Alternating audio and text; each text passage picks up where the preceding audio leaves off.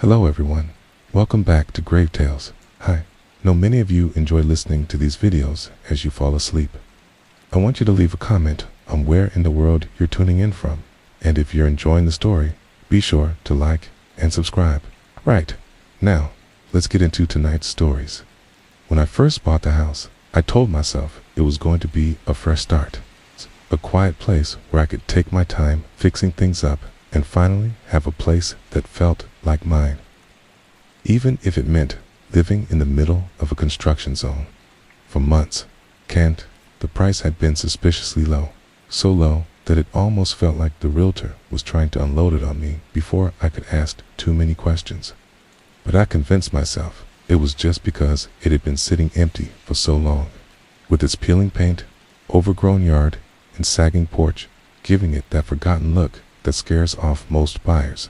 When I walked through it the first time, dust floated through the light coming in from cracked windows, and the air had that heavy, stale scent that lingers in a place untouched for years. And I remember running my hand along the wooden banister, feeling the deep grooves worn into it by countless hands long gone. The floors creaked under my weight, almost like they were complaining about being woken up after years of silence. And in the living room, one section of the floor felt hollow beneath my boots, like there was a space underneath that wasn't quite right. But I chalked it up to poor craftsmanship or age. Still, something about that spot made me uneasy, like it was holding its breath. And when I later learned from the contractor that there was a crawl space under that section of the house, sealed shut and apparently untouched for decades, I felt a strange mix of curiosity and discomfort. Curiosity because I'd never been inside a crawl space before, and discomfort because I didn't like the idea of something hidden beneath me while I slept. The rest of the house had its own share of oddities, faded wallpaper in strange patterns, a heavy old wardrobe left behind in one bedroom that I couldn't move by myself, and a kitchen that felt smaller than it should have been, like a wall had been added at some point to hide something. But I brushed it all off as the quirks of an old property, telling myself that once I ripped out the old flooring, replaced the wiring, and gave the walls a fresh coat of paint, it would stop feeling like someone else's life frozen in place and start feeling like mine. I didn't know then that this house wasn't just old, it was keeping a secret, and that hollow spot in the living room floor would be where everything started to unravel. It was maybe 2 weeks after I moved in when I first heard it. A faint, muffled thump coming from somewhere beneath the living room floor while I was stripping wallpaper late one evening. First, I thought it was just the house settling, that old wood-grown people always talk about, but the sound was sharper than that. Almost deliberate, like someone had dropped a small object and it had rolled against a wall before stopping. I paused, stood perfectly still with my scraper halfway down the wall, and listened, my ears straining in the quiet, but the noise didn't come again. It's just a faint hum of the refrigerator and the whisper of wind through the trees outside.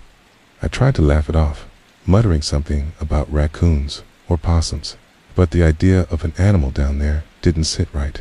The crawl space was sealed, no openings I knew of, and the contractor had even told me it would take work to pry it open when the time came. Over the next few days, I started noticing the sound more often, usually in the evenings when the house was otherwise still. And sometimes it wasn't a thump, but a soft, dragging noise, like something being pulled slowly over the dirt. There were no obvious signs of infestation, no scratching in the walls or droppings anywhere, and yet the moment I stepped into the living room, the noise would stop, as if whatever was making it knew I was there. Eventually, I mentioned it to Tom, the contractor I'd hired for some of the heavier work, and he gave me a half smile that didn't reach his eyes and said, "Probably an opossum, but if you want, you can open that hatch sooner rather than later," which only made me realize I didn't even know where the hatch was. The next morning, he came by with a crowbar and a flashlight, kneeling on that hollow section of floor I'd noticed my first day here. and when he tapped it with the crowbar's handle, the sound was distinctly empty, the kind of echo you hear in a storage trunk. As he worked the tool into the seam between two boards, I felt an odd tightness in my chest, the kind you get right before something unpleasant happens, okay? And I realized that despite my curiosity, I didn't actually want to know what was under there, not in that moment, not without being ready. But Tom kept going, prying up one board and then another until a narrow, rectangular hole yawned open, releasing a breath of air so stale and cold that it felt like it had been locked away for years, untouched by sunlight or movement. It carried with it a smell I couldn't place right away. Not exactly rotting, not exactly mold, but something heavy and clinging, the kind of odor that makes you think of things better left buried. Tom muttered something about old insulation and bent down to shine his flashlight inside. But before the beam even reached the far wall, I thought I saw something shift in the shadows, a flicker of movement that made the hair on the back of my neck stand up. Okay. Tom didn't notice, or pretended not to, and said we'd need to come back with gloves and masks before climbing down. Then, even after he covered the hole back up for the night, I couldn't shake the feeling that whatever was under there had been listening to us, waiting for the hatch to open again. I didn't sleep much that night after Tom first pried open the hatch, not because I was thinking of ghosts or monsters, but because the air that came out of that space was still lodged in my senses, a sour, heavy cold that clung to my throat, like damp fabric, and left me swallowing every few minutes to try and clear it.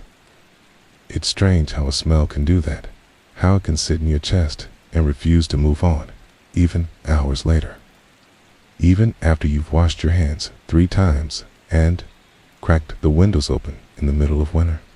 That night, I lay on my mattress in the upstairs bedroom, the one I'd chosen because it was the only room without peeling wallpaper, and I stared at the ceiling while the sounds of the house settled around me, the faint click of the radiator, the occasional groan of wood adjusting in the cold, and I thought I heard something faint beneath it all, softer than the noises before, but steady, a kind of low, rhythmic scrape that I couldn't place, like the sound of a shoe dragging over rough ground, slow and measured. I told myself it was just my imagination filling in the silence, but every time I let my eyes drift closed, the scrape would grow louder in my mind until it felt like it was coming from directly beneath me, in that crawl space under the living room. By morning, I had convinced myself that it was just an animal that had somehow gotten trapped down there years ago and died, leaving that lingering stench. But when I saw Tom's truck pull up out front, a knot of unease twisted in my gut. Part of me wanted him to find something obvious and harmless so we could fix it and move on. And another part wanted him to find nothing at all so I could seal the hatch again and pretend it didn't exist. Tom came in carrying a larger flashlight, a pair of thick gloves, and a dust mask, tossing one of the masks to me with a half-joking, "You're going down there too, right?" Which made me laugh, but not in a way that felt natural. We moved the furniture out of the way and pulled up the boards again, and as soon as that gap yawned open, the cold air hit me just as hard as the first time, like it had been holding steady all night, waiting for us. Tom crouched down first, shining his light inside, the beam cutting through the dust motes, drifting lazily in the air, revealing a low, cramped space with dirt flooring, uneven concrete along the sides, and a scattering of debris, bits of old insulation, splinters of wood, something that looked like a rusted soda can.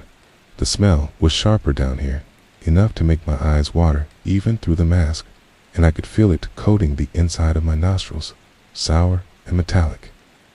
The ceiling of the crawl space was barely 3 feet high in most places, which meant we'd have to stoop or crawl, and I could already tell my shoulders would scrape the walls if I tried to turn around. Tom eased himself down through the hatch, his boots sinking slightly into the packed dirt, and swept the flashlight from one end to the other, pausing briefly on a corner where something pale caught the light. I climbed down after him.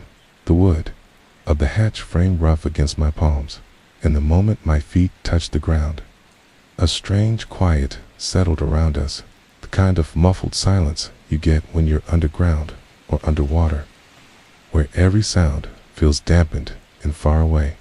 My first thought was how dry it was down here, despite the smell.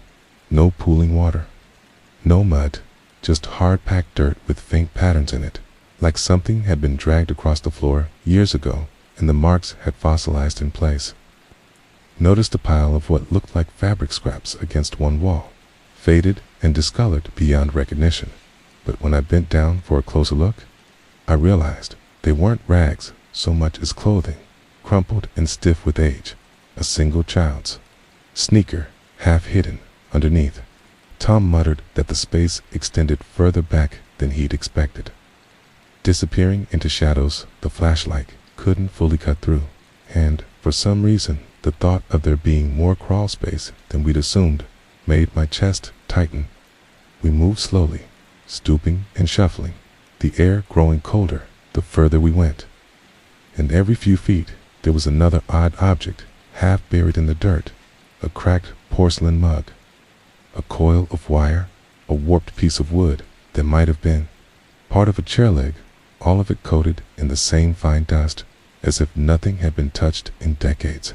At one point, Tom stopped suddenly and crouched lower, pointing the light at a section of wall where the concrete looked different, rougher, almost like it had been patched by hand. And I remembered thinking how strange it was for someone to do that in a crawl space where nobody would ever see it. He tapped the patch lightly with the crowbar he'd brought, and the sound that came back was dull and hollow, not the sharp ring of solid stone. I didn't say anything, but my stomach turned over and I caught myself glancing back toward the hatch, making sure it was still open, still an escape if we needed it. Tom shrugged and said we could take a closer look later, then kept moving toward the far corner.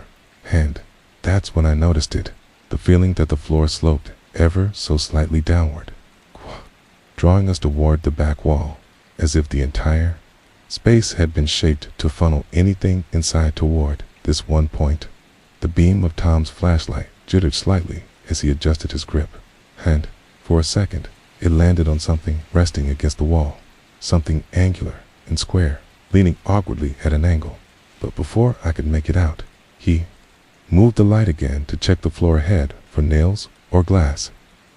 I don't know why, but in that moment, my skin prickled all over, the fine hairs on my arms lifting beneath my jacket.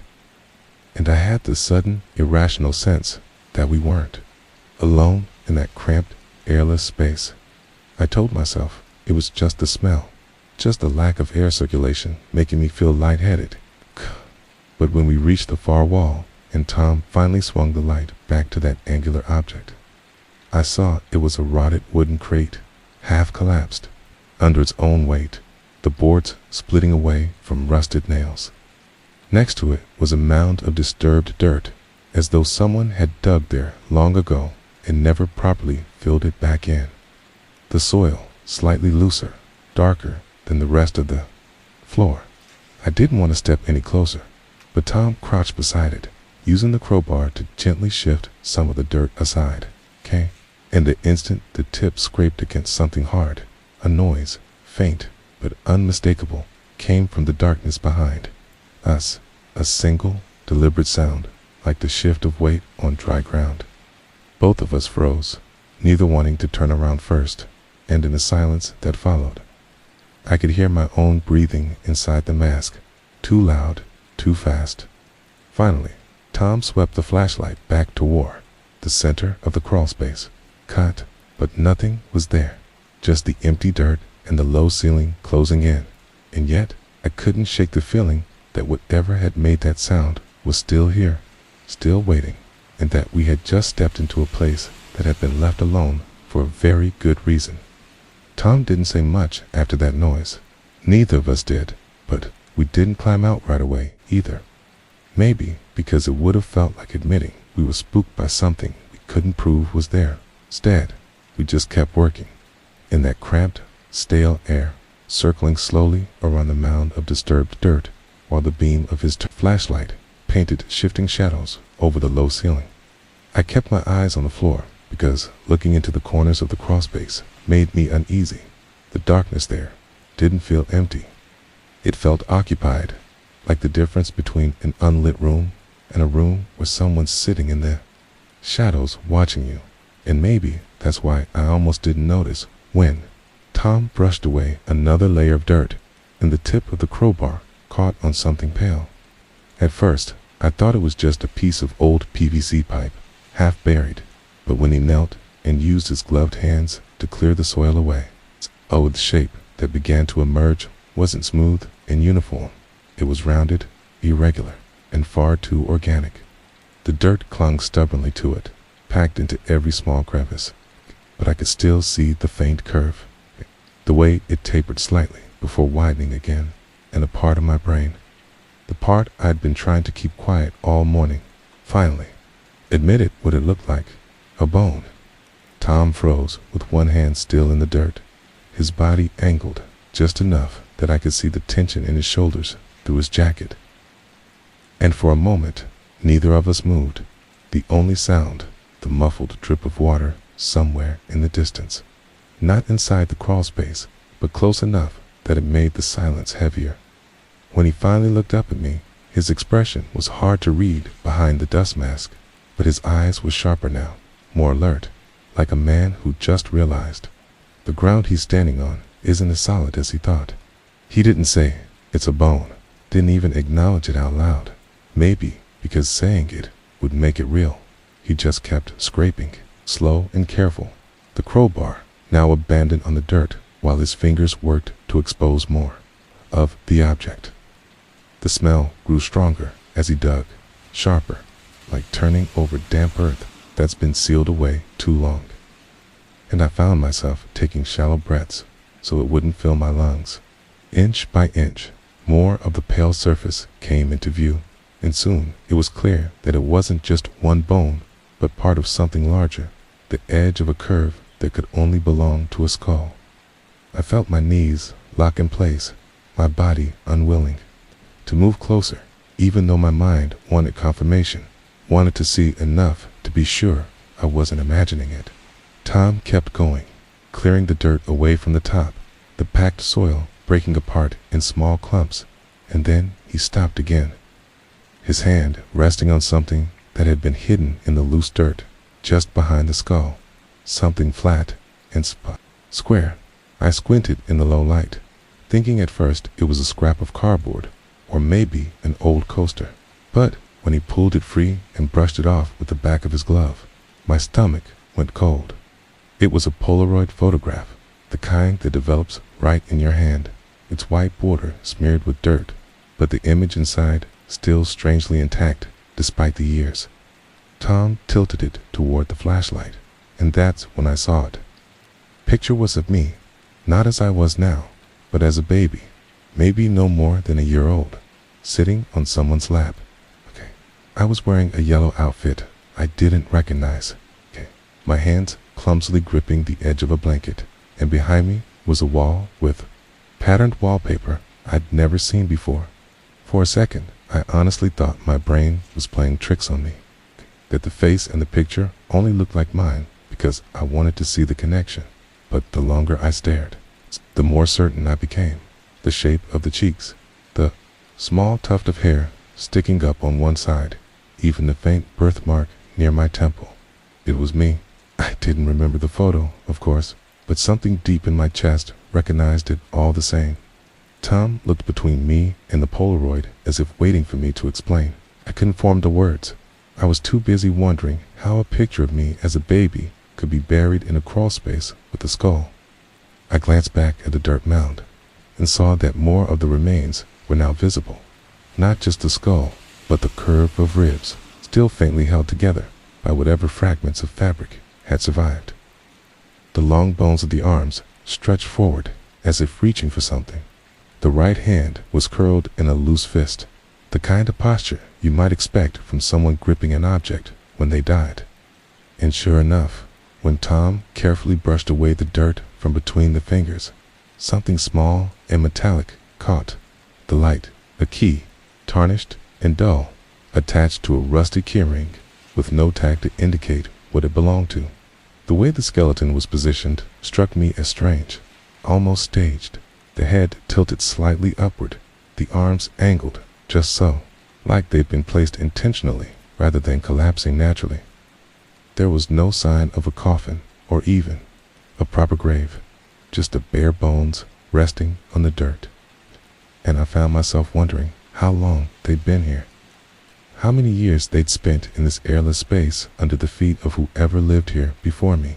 The silence pressed in heavier now, the only sound our breathing inside the masks. I realized my hands were trembling, not from cold, but from the sheer wrongness of it all. The body, the Polaroid, the key, none of it belonged together. And yet, here it all was, in this tiny, forgotten space beneath my living room. Tom finally broke the silence by saying we needed to stop, to call the police right now before we touched anything else. And though my brain agreed, my eyes kept drifting back to that Polaroid in his hand, my own infant face staring back at me from decades ago, frozen in a moment I couldn't remember and taken by someone I couldn't name. I nodded, my voice caught in my throat, and we backed away from the remains, careful not to disturb the dirt any further. But as I turned toward the hatch, something caught my peripheral vision, a faint line of smaller impressions in the dirt, almost like fingerprints or the marks of something small being dragged, leading away from the skeleton and into the darkness at the farthest edge of the crawl space. For a moment, I thought about following them, just to see where they led, But the air felt heavier there, colder, as if the space itself didn't want me to go any further. And when Tom asked what I was looking at, I just shook my head and climbed out, pulling the mask away from my face the moment I was in open air again. The sunlight streaming through the living room windows should have been comforting after the dim, claustrophobic crawl space, but instead it felt harsh, too bright, as though it was exposing something I wasn't ready to see. Tom laid the Polaroid on the coffee table like it was something fragile, and I found myself standing over it, staring down at my younger self, trying to remember who could have taken that picture and why it would end up in a place like this, buried in the dirt next to a stranger's bones. The smell from the crawl space still clung to me, faint but insistent, and I couldn't help but wonder if, in some way, that air had been the last thing the person down there had breathed, and if now, by opening it, we let something else out along with it. The police showed up faster than I expected, their cruiser pulling into the driveway with a muted crunch of gravel that felt far too loud in the quiet of the neighborhood.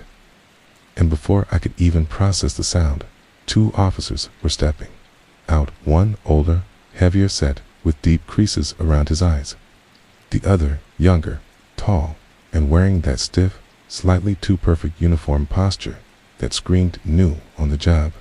They didn't rush in like TV cops, no blaring lights or drawn weapons, just a calm, measured pace as they approached the porch. The older one glancing at me in a way that made me feel like he could already read more from my face than I was comfortable with. Tom was the one who did the talking at first, explaining what we'd found in the crawl space, his voice clipped and factual, as if trimming away any extra detail might make the situation feel less surreal. But when the older officer asked for the homeowner, both pairs of eyes landed on me, and suddenly I was stumbling through my own version of the events, my words catching slightly when I got to the part about the Polaroid. I didn't hand it to them immediately, not because I wanted to hide it, but because it was still lying on the coffee table where Tom had set it. And part of me didn't want to see their faces when they realized the baby in the picture was the person standing in front of them now. But eventually, the older officer, his name tag read Graham, asked if there was anything else of note in the crawl space, and I knew I couldn't keep it to myself. I walked over, picked it up carefully by the edges, and handed it to him without saying a word. His eyebrows rose slightly as he turned it toward the light, then toward me, his gaze flicking between the image and my face. and for a moment I thought he was about to ask the same question Tom had asked. How could this be you? But instead, he just asked where it came from. It was in the dirt, I said quietly, near the skull, almost like they were holding it, and hearing myself say it out loud made my skin prickle because it sounded so much more deliberate. That way? Graham didn't comment, just slid the photo into a small evidence sleeve the younger officer produced, sealing it away like any other piece of physical proof, and then asked if we could take them to the crawl space. I wanted to warn them about the smell, the closeness, the way the shadows seemed to bend in strange ways under the flashlight beam, but they didn't seem to need it. They crouched down without hesitation, ducking into the hatch one at a time, their voices muffled as they spoke to each other under the floor. I stayed standing above, near the opening, listening to the sound of their boots scraping against the dirt, cage, and the occasional metallic clink of tools as they took measurements. In photographs, the younger officer, whose name I later learned was Riley, climbed out first, wiping a line of sweat from his forehead, even in the cool air of the living room. And his expression was carefully blank, the kind of neutral they must teach you in training, but his eyes wouldn't quite meet mine, as if he was holding something back. Graham emerged a minute later, carrying a small evidence bag with a rusted key we'd found clutched in the skeleton's hand, and he asked if I recognized it. I didn't, though something about the shape of the teeth seemed familiar in a way I couldn't pin down. Could be to anything, I muttered, but he was already labeling the bag before I finished speaking. They didn't let me go back down there, saying it was now a secured scene, okay? But from the way Graham glanced toward the hatch, I could tell he'd seen enough to know this wasn't a simple case of someone crawling under the house and dying accidentally. He asked me a series of questions, then how long I'd lived here, whether I knew anything about the previous owners, if I'd ever noticed strange smells or noises from under the floor, and I answered as best I could, though every word felt heavier under his steady gaze. I told him I'd bought the place 6 months ago, that the previous owner had been an older woman who passed away in a nursing home, that I'd never had reason to go into the crawl space until the renovations started. When he asked if I'd grown up in the area, my mouth went dry. It was such an ordinary question, one I'd answered countless times before without thought, but now, with the Polaroid sealed in his evidence bag and the skeleton still lying under my house, it felt like the kind of question that could change everything depending on my answer. No, I said finally. I was born a few towns over, but I've moved around a lot. Why? But he just shrugged, in that way people do when they want to seem casual, but aren't. They stayed for another hour, bringing in 2 more people from the department, one with a camera who spent a long time photographing every inch of the crawl space from different angles. I watched them work from the living room, the hatch open the whole time, and every so often the smell of that stale earth and whatever was left of the body drifted upward, curling into the air like something that refused to be forgotten. Tom had gone outside to make a call, leaving me alone with the low murmur of police voices and the sound of their movements under the floor.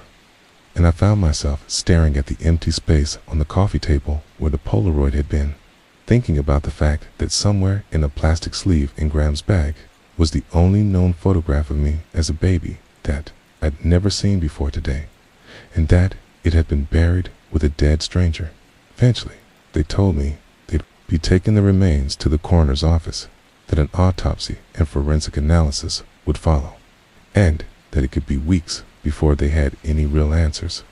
They asked if I'd be willing to provide a DNA sample for elimination purposes, which sounded reasonable in theory, but made my stomach twist in practice. I agreed, watching as Riley produced a small kit and swabbed the inside of my cheek with gloved hands, sealing the sample in another bag. Graham gave me his card before they left, telling me not to enter the crawl space under any circumstances and to call immediately if I remembered anything, even something that seemed unrelated, that might help them piece this together. When the last of their vehicles pulled away, the house felt heavier somehow, like their absence had made the weight of what was under my floor even more obvious. Tom came back in, his face pale, but his voice steady, saying he'd head home for the night and check in tomorrow, but I could tell he was avoiding looking toward the hatch. After he left, I locked the door and just stood in the middle of the living room, listening to the silence. It was strange. The police had been in and out for hours, disturbing the air, opening and closing doors. But now that it was just me again, the house seemed to still, like it was holding its breath. I kept glancing at the floor as if I could somehow see through it. It's as if the shape of the skeleton and the position of its hands might be visible through the wood, and the thought made my skin crawl. That night, I couldn't bring myself to go into the bedroom, so I slept, or tried to, on the couch. The hatch, just a few feet away, my body tense under the blanket. Every creak of the house settling sounded like something moving below me, and though I told myself over and over that the crawl space was empty now, that the body was gone, I couldn't shake the feeling that something had been left behind. Something I couldn't see, but could almost feel pressing up from the earth beneath the floorboards. When I finally did drift into a light, uneasy sleep, I dreamed I was crawling through the narrow space under the house, my flashlight flickering. The smell thick in the air, and in the dream, the skeleton wasn't lying where we'd found it. It was sitting upright against the far wall, its empty sockets locked on me, both hands holding the Polaroid out as if offering it back. I woke with my heart hammering, the dim light of dawn just starting to filter through the blinds, and for a long moment I lay perfectly still, listening, trying to convince myself it was only a dream. But deep down, I wasn't sure I believed it. The next few days passed in a kind of haze where everything felt slower, heavier, like I was moving through thick water, and yet at the same time my thoughts wouldn't stop racing. I kept telling myself to go about life as normal, to let the police do their job and not let this thing consume me. But it's hard to drink your morning coffee in the same room where a skeleton was pulled out of the floor and pretend that's normal. Every time I passed the hatch to the crawl space, now sealed with yellow evidence tape and a padlock installed by the police, my stomach tightened. I'd catch myself glancing down at the boards as though something might be pressing up against them from underneath. Tom stopped by once or twice, mostly to check in and drop off some tools he'd taken back to his workshop. But I could tell he didn't want to stay long, his eyes flicking toward the corner where the hatch was, like it was a sore tooth you can't help but poke with your tongue. I hadn't heard anything from Graham or Riley yet, and that silence made me more anxious than the day they'd been here crawling around under my floor. It was on the 5th day after they left that my phone finally rang, the caller ID showing a number I didn't recognize, but the area code matching the police department. I answered, my voice sounding too sharp in my own ears, and Graham's calm, steady tone came through the line. He said the remains had been preliminarily examined by the coroner, that they were indeed human, adult, likely female, though it would take more time to narrow the age of death. He paused before saying the estimated time of death was somewhere between 20 and 30 years ago, which would put it well before I ever bought the house, but still within my lifetime. Hearing that made the air in the room feel thinner, like something invisible had shifted. I asked about the Polaroid and whether they'd found anything else with the body, but Graham was careful, saying only that the photo was being analyzed for fingerprints and chemical composition, and that it would take time. He did, however, ask me to confirm something. He wanted to know if I had ever lived in this neighborhood as a child, even briefly, even in a rental or with extended family. The question hit me in a strange way, because on the surface, the answer was no. My earliest memories were from another town entirely. But I also remembered vague stories my mother had told me about when I was a baby, moving from one place to another before finally settling in the house I remembered as my childhood home. When I told Graham I'd have to check with her, he said quietly do that, and then ended the call with a kind of politeness that tells you the conversation isn't really over. That night, I sat at my kitchen table with my laptop open, searching property records for my address. The county website was clunky and slow, okay? But eventually, I was able to see a chain of ownership going back decades, okay? When I reached the late 1990s, my stomach tightened. There was a gap. A 2-year period where the records showed the property was owned not by an individual, but by a bank, the result of a foreclosure. Before that, the listed owner's last name meant nothing to me. But when I searched it alongside the town's name, I found an old, half-broken web page from the local paper's archive. A short article from 1997 about a missing woman named Janet Holbrook, last seen leaving her job at a diner on the edge of town. The article mentioned she lived in a small house on the east side, but didn't give an exact address. The photo in the article was grainy, but something about her eyes felt familiar in a way I couldn't explain, like seeing a face in a dream you can't remember. I spent the rest of the night digging through more articles, okay? And while there wasn't much of follow-up about how she was never found, okay? Mention of her name in a list of cold cases from the early 2000s, I couldn't shake the fact that the time frame lined up too neatly with the coroner's estimate. If Janet had died under my floor, that would mean someone killed her and hid her body in the crawl space of a house that would eventually become mine. But the question that kept it circling in my head like a dark moth was, how did she get a photo of me as a baby? The next morning, I called my mother under the pretense of wanting to talk about old family photos, and after a little small talk, I asked her directly if we'd ever lived in this neighborhood. There was a pause on the line, not a long one, just enough to notice, and then she said, "Not exactly. When you were about a year old, we stayed with a friend of mine for a few months while I was getting back on my feet. It was just temporary, in a little house over on the east side." Why? I kept my voice as neutral as I could and asked if she remembered the address. She didn't, but she remembered the street name, and when she said it, my breath caught. It was the very same street I lived on now. My mother went on, explaining that her friend's name was Linda, that she was a bit older, kind of a night owl. Then she moved away suddenly, not long after we left. When I asked if she had any pictures from that time, she said she might, but they'd be buried in boxes somewhere in her attic. I didn't tell her about the skeleton or the Polaroid, not yet, but when we hung up, I felt this creeping certainty that the baby in that photo wasn't just probably me. It was me, taken in this same house decades ago when I was too young to remember. And that meant the woman in the crawl space, if she really was Janet Holbrook, had been in my life in some way I didn't yet understand. The thought sat in my chest like a stone, and I realized I couldn't just wait for the police to feed me scraps of information. So that afternoon, I drove to the local library. It's one of the few places in town still keeping microfilm archives of the newspaper. I sat at a dusty machine in the back corner, scrolling through reels from the late 90s, piecing together small details about Janet. She'd been 29 when she vanished, worked evenings at a place called Miller's Diner, had a younger brother in another state, no known boyfriend at the time. There was one line in an early article that stood out to me more than anything.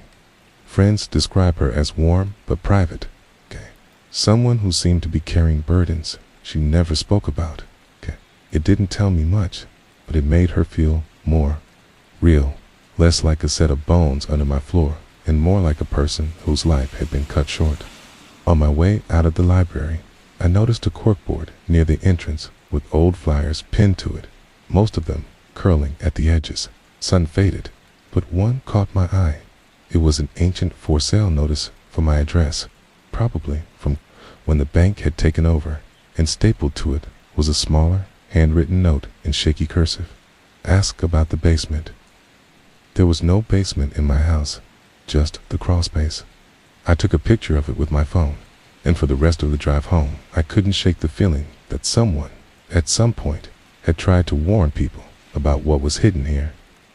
That night, I barely slept. my mind replaying every scrap of information I'd gathered, each piece fitting together in a way that felt too deliberate to be coincidence. My mother staying here with me as a baby, Janet vanishing around that same time, the photo buried with her, the handwritten note about the basement. By the time the sun came up, I knew one thing with certainty. I wasn't just living in a house with a dark history. I was tangled in it, and the threads were pulling tighter every day. By the time I left the library and got through another sleepless night, I'd made up my mind about what I had to do next. Even though part of me hated the idea, I was going to start talking to people, which meant putting myself in the awkward, sometimes dangerous position of poking at old wounds in a small town where everyone either thinks they already know the story or doesn't want to remember it. I started with the one place I knew Janet had been seen alive, Miller's Diner, which still stood on the edge of town near the highway, its paint faded and sign leaning at a slight angle like it had been giving up for years. I got there in the late morning, figuring the place would be quieter. And the moment I walked in, I was hit with the smell of burnt coffee and fried food, a smell so thick and stale it could have been here since the 90s. The booths were cracked vinyl, the counter was chipped formica, and behind it stood a woman in her 60s with sharp eyes and a name tag that read Sharon. I ordered coffee just to have an excuse to sit at the counter, and after a minute of small talk, I asked her if she'd been working here long. She gave a little laugh and said, "Too long," before adding that she'd been here since '94. I told her I'd been reading about old local history and asked if she remembered a waitress named Janet Holbrook. The moment I said the name, her face changed, not in a big way, but like a curtain pulling shut.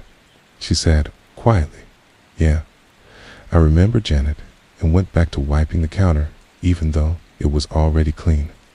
I asked what she'd been like, and Sharon hesitated before saying Janet was nice, sweet even, but that she kept to herself and never talked much about her personal life.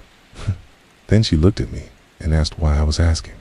I thought about lying, but decided there wasn't much point. I told her I'd bought a house on the east side, that I'd been looking into its history, and that I'd come across Janet's name. Sharon's eyes flicked away, and she said, "That house," in a way that made my skin crawl. I asked her what she meant, and she shook her head, muttering, "People used to say things about that place, even back then."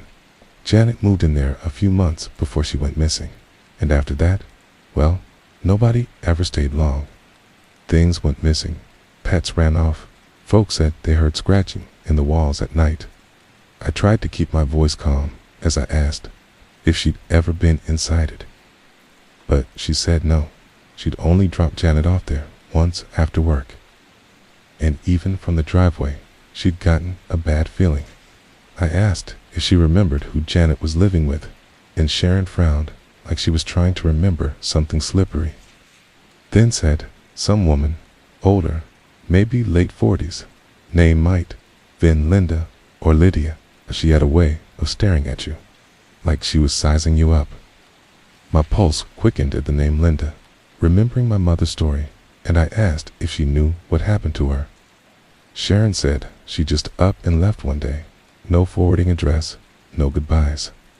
I asked if anyone else had gone missing around that time, and Sharon went very still. She didn't answer right away, just kept her eyes on the counter, and then she said there was a girl, younger, maybe 17, worked part-time here. Name was Carla. She stopped showing up one day, and folks figured she ran off, but some of us thought she trailed off and didn't finish. When I pressed her, she just shook her head and muttered, "Never mind, that was a long time ago." I left a big tip and thanked her, but as I walked out the door, I caught her watching me in the reflection of the glass, her eyes narrow and wary, like she wasn't sure if she should have told me anything at all. Outside, I sat in my car with the engine off, staring at the cracked asphalt of the parking lot and letting the pieces shift in my mind. Jeanette moves into my house with a woman named Linda, disappears a few months later.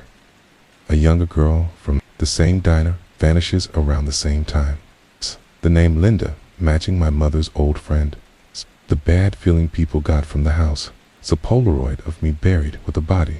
It was all starting to feel too interconnected to be chance.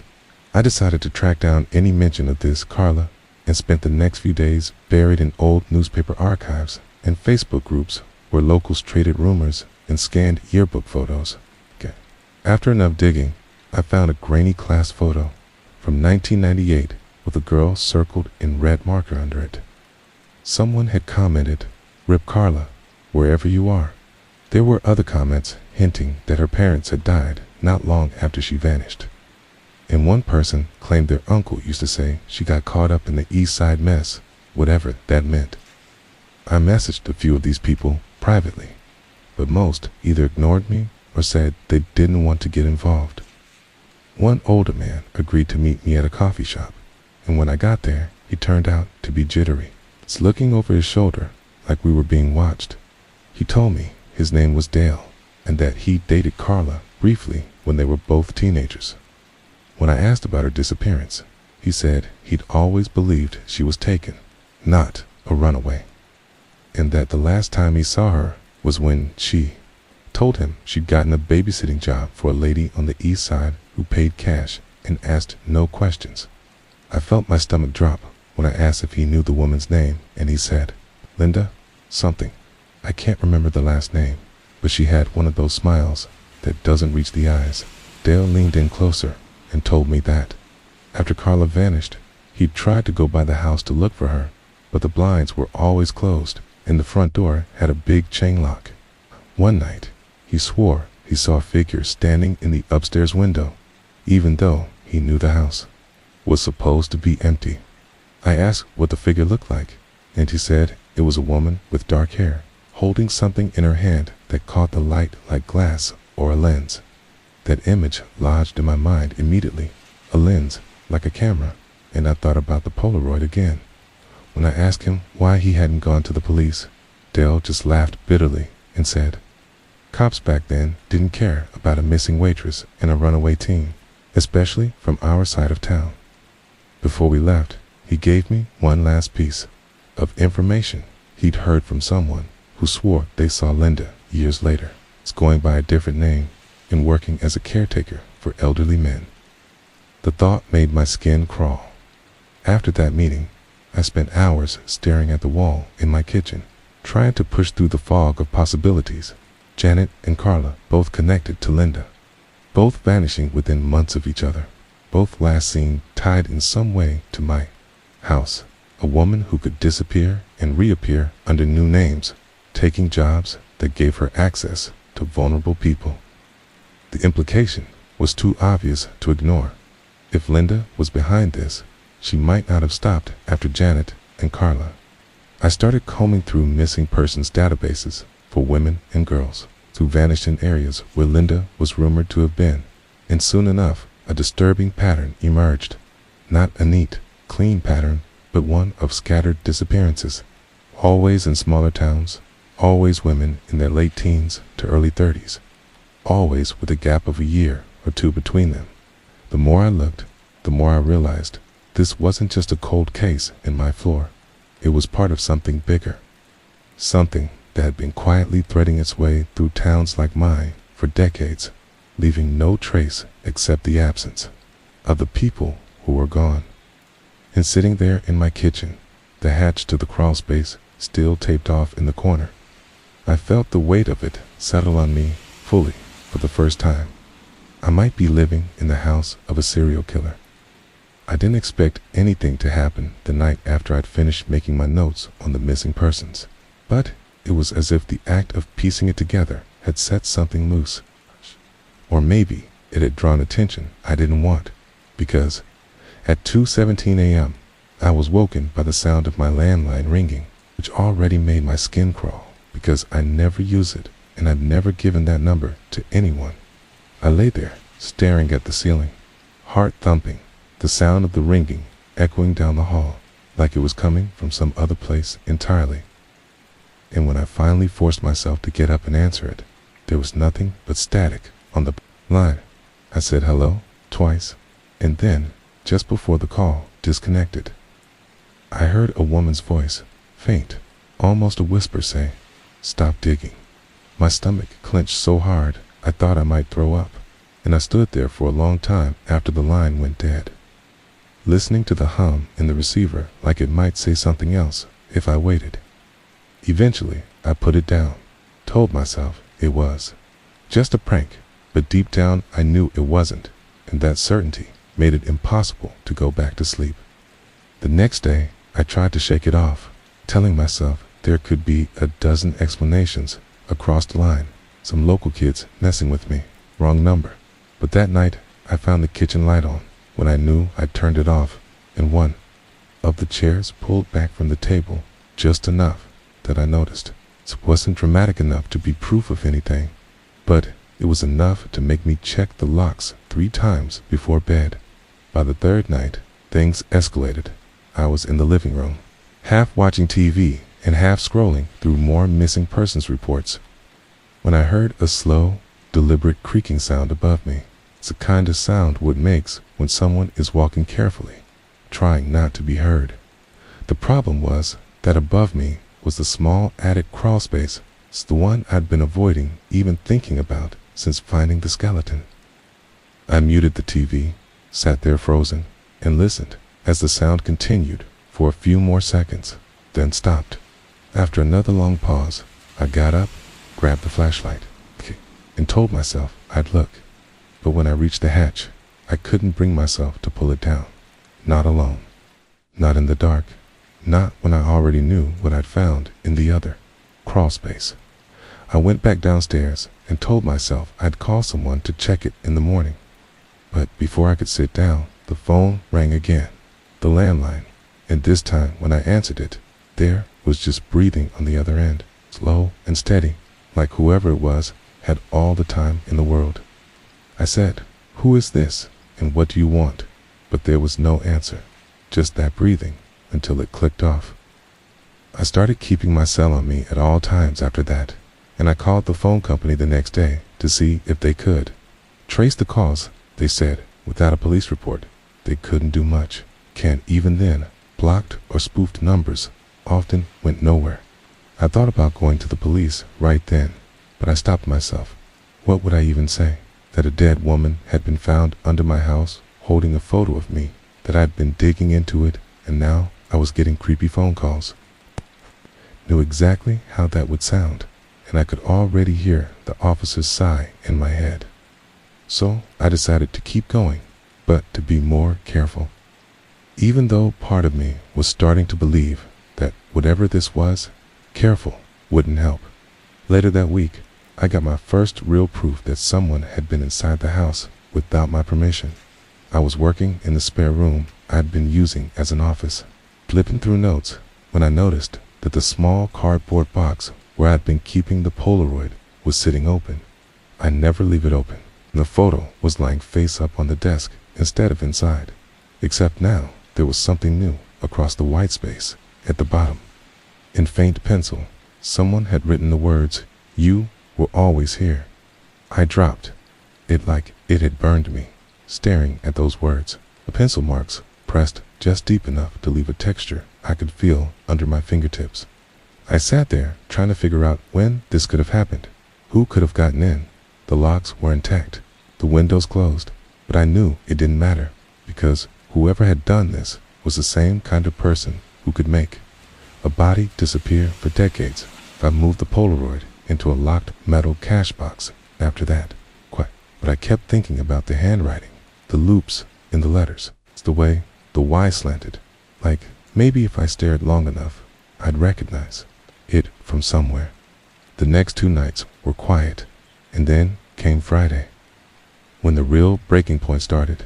I woke up at 3:41 a.m. to the sound of my cell phone buzzing. It was an unknown number, and when I answered, a voice, female again, older this time, said, "We remember you," and then hung up. I didn't go back to sleep after that. The next day, I noticed something else. The front gate, which I always keep latched, was swinging open when I got back from the store. Maybe I had left it that way. I told myself. But when I walked up to the door, there was a small Polaroid on the welcome mat, face down. I picked it up, and it was a photo of my house from across the street, taken recently because the blue tarp from my ongoing roof repairs was visible in the shot. There was no note, nothing written on it, but the message was clear.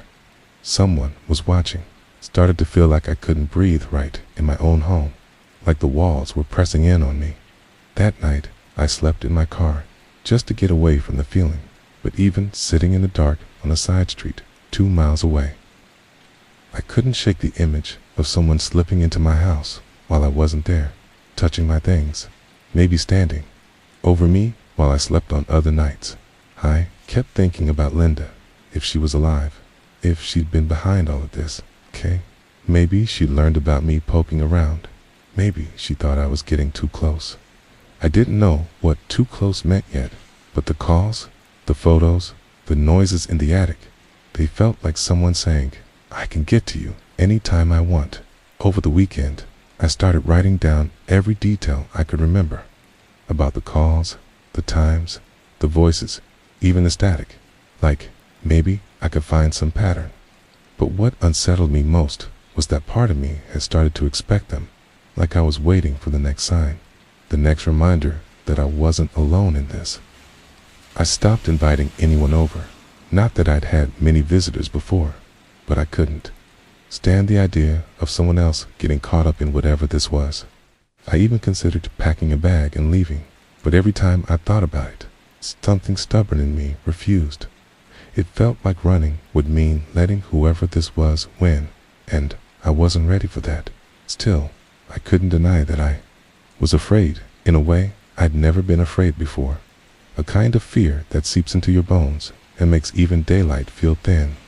One night, just as I was dozing off, I heard the soft click of the front door latch. I froze, every nerve screaming, and listened. No footsteps, no voices, just the door clicking again, like someone testing it. I grabbed the baseball bat I'd started keeping by my bed and crept to the hall. But when I reached the door, it was still locked. I stood there for what felt like hours, my ear pressed against the wood, until I finally stepped back, my hands shaking. I didn't sleep at all after that. And by sunrise, I'd made up my mind about something. If someone wanted me scared, fine, but I wasn't going to stop digging. The way I saw it, fear was the only weapon they had, and if I could keep moving forward despite it, maybe I could take that away from them. Still, as I made coffee that morning and looked out the window at the empty street, I couldn't shake the feeling that someone was out there, just beyond sight, smiling.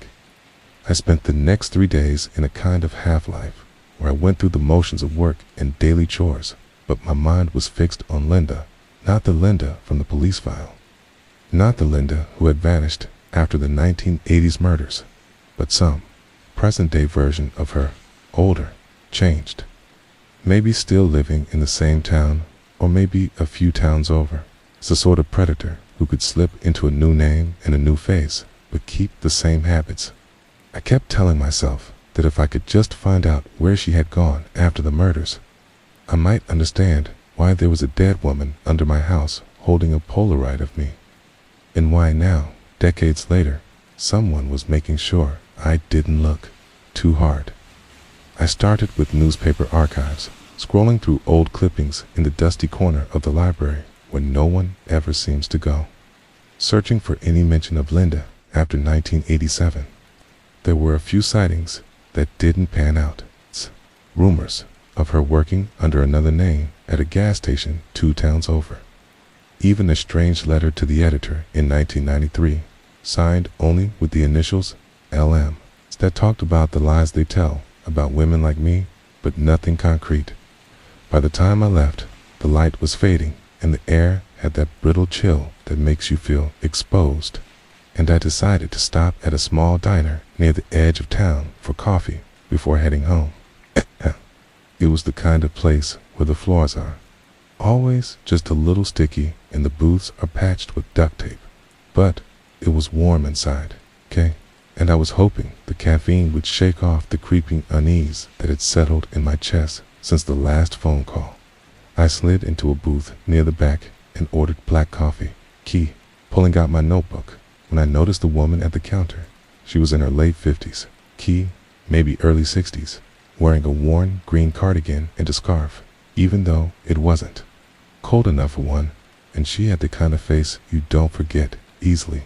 Not because it was beautiful or striking, but because it looked weathered, like every year of her life had left a mark. She caught me looking and gave me a quick, assessing glance before turning back to her coffee. I wouldn't have thought anything of it, except that when the waitress brought my cup, the woman got up, walked straight over to my booth, and, without asking, slid into the seat across from me. "You're the one asking about Linda," she said. And it wasn't a question.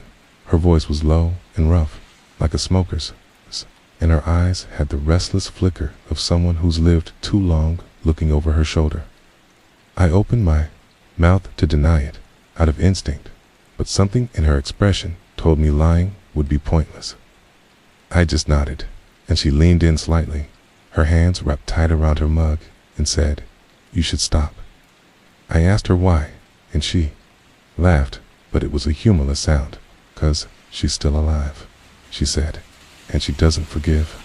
I felt my stomach drop, but I kept my voice steady and asked how she knew that, and that's when she told me she used to live with Linda. Not as a roommate, not as a friend, but as something between a hostage and a stray animal Linda had decided to keep. Her name was Maggie, and she said that in 1985 she was 17 and had run away from home, hitching rides through the county until Linda picked her up on a rural road in a beat-up blue Chevy. She was nice at first, Maggie said, real nice, told me she knew a place I could stay. Hot food, warm bed, no questions asked. Maggie had been on the run for days by then, hungry and cold, so she went with her, and that's how she ended up in the basement apartment of a house 2 counties over, where the windows were nailed shut and the only key to the front door stayed in Linda's pocket. For the first week, Linda fed her, let her watch TV, even bought her new clothes. But then she started talking about how Maggie belonged to her now, how the outside world was dangerous and cruel, and how no one would believe Maggie if she tried to tell them otherwise. Maggie said it was like Linda was building a little world that only the 2 of them existed in, and every day that passed made it harder to remember what life before it had been like. I didn't even notice at first when the food started getting scarce, or when she stopped letting me go upstairs, Maggie said, staring into her coffee. By then, I thought maybe she was right. Maybe I did need her. She lived like that for months, until one night, Linda came home with another girl, younger than Maggie, who looked just as scared as she'd been. That's when Maggie knew she had to get out, and she did, slipping the chain lock open while Linda was in the shower, running barefoot down the road until a trucker picked her up and took her to the nearest police station. I asked what happened then, and Maggie shrugged. "Nothing," she said. "I told them there was no proof. They said I was making it up, and by the time they checked the house, she was gone." Maggie left the state not long after, but she said she'd heard stories over the years. People going missing, strange calls, little reminders that Linda was still out there. She likes to keep track of people, Maggie said. Like pets, she let loose, but might take back one day. When I told her about the body under my house in the Polaroid, her face went pale. "That's her," she said. "That's exactly the kind of thing she'd do." I asked her why, and Maggie leaned in closer, her voice dropping to almost a whisper. "Because she wants you to know she was there, but she doesn't want you to know why. Not yet." She finished her coffee, slid out of the booth, and told me to leave town if I was smart. But before she walked out the door, she turned back and said, "If you keep looking, she'll find you." I sat there for a long time after she left, my coffee gone cold, my mind turning over her words again and again. The strange thing was, instead of scaring me off, they made me feel more certain than ever that I had to keep going, because now I had proof, from a living person, that Linda wasn't just some ghost from the past. And that meant there had to be a way to find her. But that night, lying in bed, I thought I heard that creaking above me again. It's the slow weight of footsteps in the attic crawl space, and I found myself gripping the baseball bat so tightly my hands ached. I didn't go up to check, not this time, because a part of me was starting to think that maybe whatever was up there already knew everything about me and was just waiting for me to figure out why. After meeting Maggie at the diner, I felt like I finally had a real lead. Something concrete that could pull this nightmare out of the haze of rumors and secondhand stories. Maggie's description of Linda's house, the way she talked about being trapped, her quiet fear, it all rang true in a way that the police reports and cold case files never had. I was desperate to find that place, to see it for myself, to understand the environment that had shaped Linda into the woman who left a skeleton beneath my floor, holding a Polaroid of me. Maggie had mentioned it was a house in a rural part of the county, nailed-up windows, basement apartment, a place people drove by and never looked at twice. She hadn't given an exact address, only vague directions, and said that Linda had moved on long ago. But if I could find that house, maybe I could find something, a clue, a hidden piece of the story. So I started digging again, piecing together what little I had, cross-referencing county records, old phone books, and the memories Maggie shared. I learned that in the late 1980s, there was a cabin owned by a woman named Linda Moore, possibly the same Linda. Given the matching initials Maggie mentioned from the letter to the editor years ago, the cabin was listed as a rental property, back then owned by a local land trust, and it sat deep in the woods off a narrow gravel road that most people avoided after dark. What struck me was that the last official record of the cabin being rented was in the mid-1990s, around the time Maggie had escaped and the disappearances started to taper off. That was nearly 30 years ago, but in cases like this, decades didn't erase fear or stories. They only buried them. I drove out there one overcast afternoon, the sky gray and heavy, the kind of day that felt like it could turn to rain at any moment. The gravel road was narrow and twisting, lined by thick trees that blocked out most of the sunlight. My GPS lost signal halfway down, and I had to rely on the old map I'd printed from the county website. When I finally reached the spot marked Linda's cabin, my breath caught. The cabin was small and worn, the wood faded and splintered, with windows boarded up and a rusty metal gate blocking the driveway. The air was thick with the scent of damp leaves and rot, and even from the edge of the road, I felt the oppressive quiet, like the trees were holding their breath. I circled the perimeter slowly, looking for any signs of recent activity, but it all looked abandoned. The front porch sagged, and the door was sealed shut with heavy chains and multiple locks, rusted from years of neglect. I pulled out my phone and took pictures, zooming in on the faded letters scratched into the wood by the doorframe. They looked like initials LM, the same Linda Moore I'd been looking for. While I was standing there, a cold wind swept through the trees, and I heard a faint, almost imperceptible sound, like whispering carried on the breeze. I shook it off and kept moving around the cabin, peering through cracks in the boarded windows. Inside, I could just make out a layer of dust and debris and the faint outline of furniture long since broken down.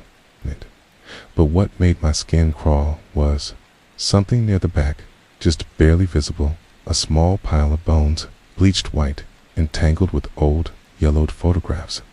My heart pounded as I moved closer, but then I realized it was just debris, broken twigs and trash, and the photos were scattered papers, blown there by the wind. Still, it was a chilling image, and I felt like the cabin itself was a tomb holding secrets it refused to let go. Before leaving, I checked around the property line and found a shallow hole near a cluster of trees. It wasn't large, maybe a foot deep, but the dirt looked freshly disturbed. Took pictures and scraped away some of the leaves.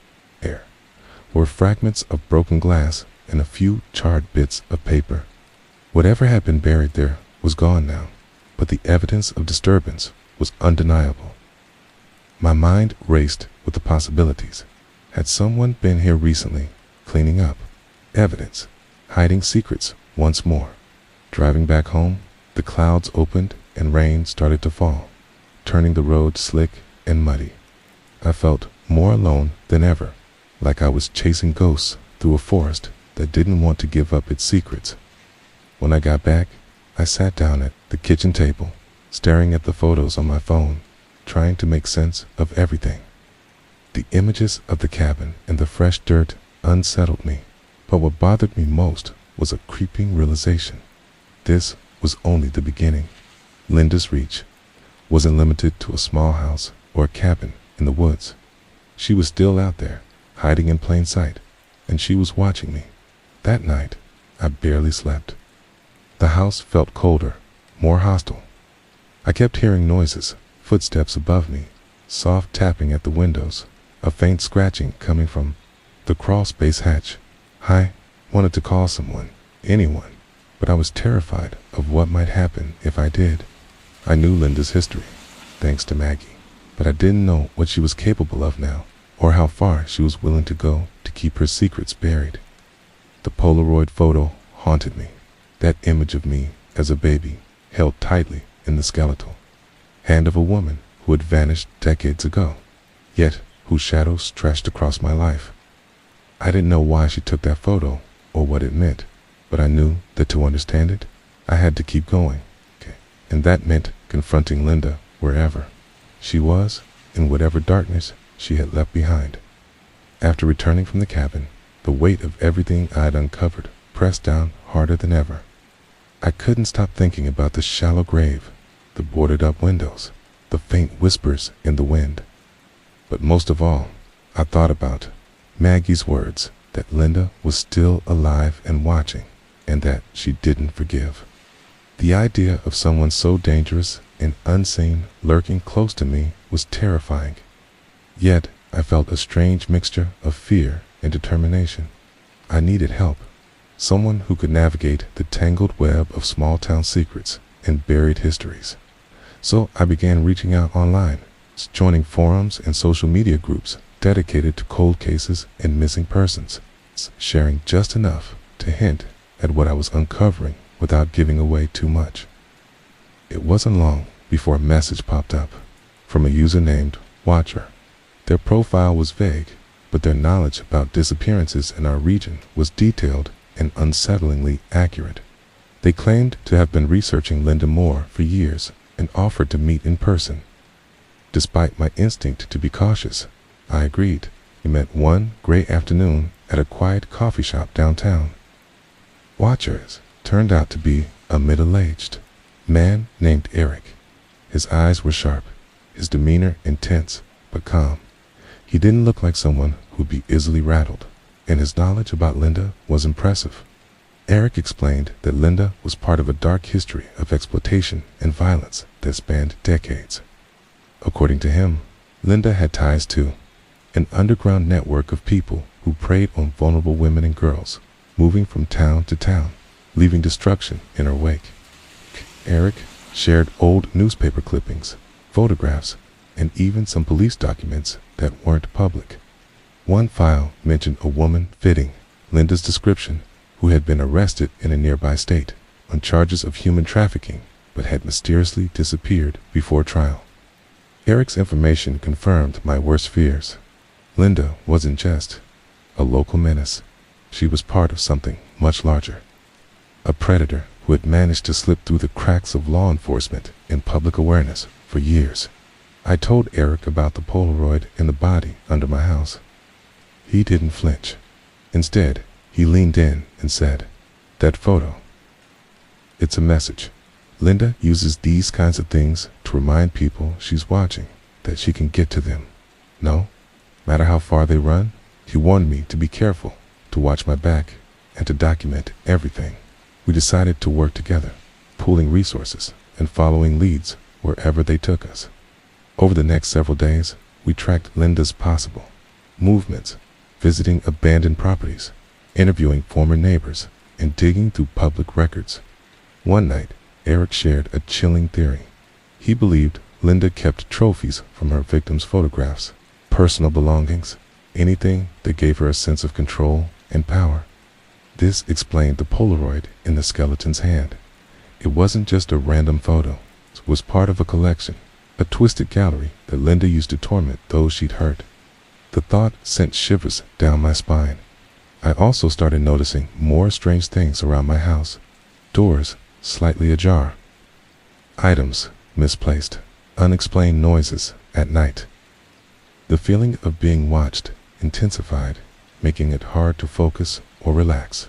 But with Eric's support, I felt less alone. One afternoon, we uncovered a lead on a woman who had escaped from Linda's clutches decades ago and was now living under a new identity. We arranged to meet her secretly in a nearby town.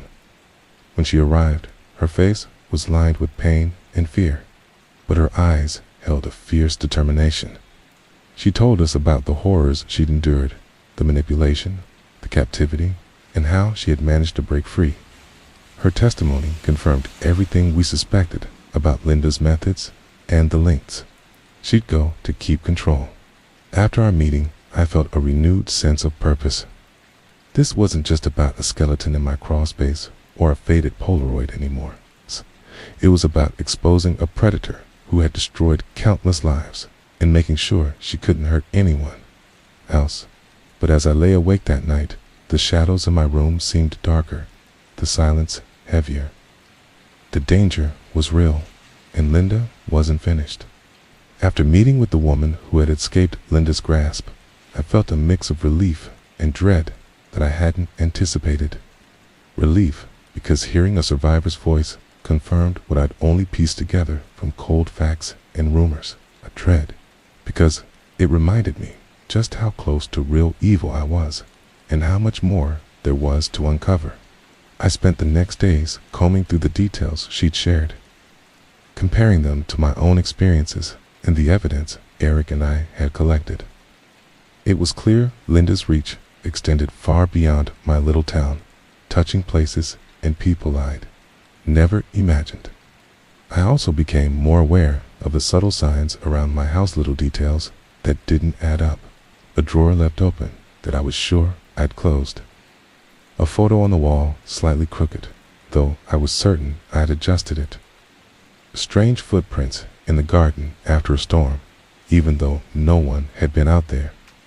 I began setting up cameras, cheap ones, hidden in corners of the rooms and near the crawlspace hatch, hoping to catch anything that might explain the unsettling sensations that had become my constant companions. What I saw on the footage unsettled me deeply. Shadows flickering just beyond the range of the lights, movement when no one was supposed to be home. Sometimes a faint figure glimpsed in the periphery, always disappearing when I turned to look. The house itself seemed alive with secrets and warnings. I started finding strange symbols scratched into the woodwork. Cryptic marks that didn't match any alphabet I knew, but that felt deliberate, like messages left for me to find. One morning, I found a fresh one carved into the underside of my kitchen table, a looping spiral surrounded by dots in. My hands trembled as I traced it with my finger. I was beginning to understand that Linda's presence wasn't limited to the past. It was here, now, and it was trying to communicate or threaten. The police still treated me like a crazy person when I brought them pieces of the story. Without solid evidence, they couldn't act. And so, I pressed on, working with Eric to try and uncover more about Linda's history and whereabouts. We found old court records, witness testimonies, tagged, and even a few anonymous letters from supposed victims that never made it into the official files. One letter, in particular, shook me, a scribbled note from someone named Jay, describing Linda as a shadow that feeds on fear and warning the reader to never look too closely. The phrase haunted me. Why was I looking so closely? What had I stirred? As the days passed, the threats became more overt. One night, I came home to find my mailbox stuffed with Polaroids Not of me this time, but of other women, faces frozen in fear or sadness. Photos ripped from newspapers or found buried in thrift stores. On the back of each was written a name and a date, some going back decades, some recent. I started to realize that Linda's story was intertwined with countless other victims who had vanished. Disappearances were never solved. I began reaching out to the families of those women, hoping to find connections, patterns, anything that could build a clearer picture, but it was hard. Most people didn't want to talk. Some accused me of stirring up old pain, others warned me to stop, and still, the strange occurrences at my house escalated. One night, the crawlspace hatch opened on its own, creaking loudly, and a cold wind blew through the living room, extinguishing every candle and light. The silence that followed was suffocating, broken only by a faint whisper, barely audible. "You belong to me." I was frozen, heart pounding, unable to move until the hatch slammed shut again with a finality that echoed through the walls. That was the night I realized Linda wasn't just a name from the past, but a force dark and relentless tie to my house, my family, and possibly to me. Despite the terror, I knew I had to keep going. This wasn't just about me anymore. It was about breaking a cycle that had gone on far too long, about giving voice to those who never got to tell their stories. I started gathering everything, the photos, the recordings, the notes, and preparing to share this story in a way that couldn't be ignored. But deep down, I wondered how much more darkness I could face before it consumed me too. The deeper I delved into Linda's history, the more I realized just how tangled and far-reaching her story was. Like the roots of some ancient trees spreading under the earth, invisible, but strong enough to shake everything above. After that terrifying night when the crawlspace hatch slammed shut with a whisper lingering in the air, I knew I couldn't stay in my house alone anymore. Every creak, every shadow felt like a sign, like a message meant just for me. I started staying with Eric when I could, and we set up more extensive surveillance, not just cameras, but audio recorders, motion sensors, even infrared lights, anything that might catch something the naked eye missed. The recordings were often frustrating hours of static or silence, but sometimes they captured strange sounds, low murmurs, footsteps, pacing just out of sight, sometimes a faint thumping, as if something was being dragged across the floor above the crawlspace. It wasn't just the physical evidence that haunted me. I began to experience vivid dreams, or maybe they were memories, where I saw flashes of places I'd never been, faces I didn't know, but that felt intimately connected to Linda's past. I saw a young girl crying in a dimly lit room, a man screaming in agony, and a woman with fierce eyes who looked exactly like the woman in Maggie's story. These visions left me shaken, and I started to keep a journal, writing down every detail as soon as I awoke, hoping to make sense of them before they slipped away. Around this time, I discovered an old diary hidden in a box among the belongings I had found at the cabin during a follow-up visit with Eric. The pages were yellowed and brittle, written in a hurried, almost desperate scrawl. At first, it seemed to be Linda's, or at least someone close to her, and it chronicled life in the cabin, the fear, the control, and the slow unraveling of the people trapped there. Reading it was like stepping into a nightmare. The entries described a woman who was cold and calculating, who manipulated and terrorized those around her with a chilling ease.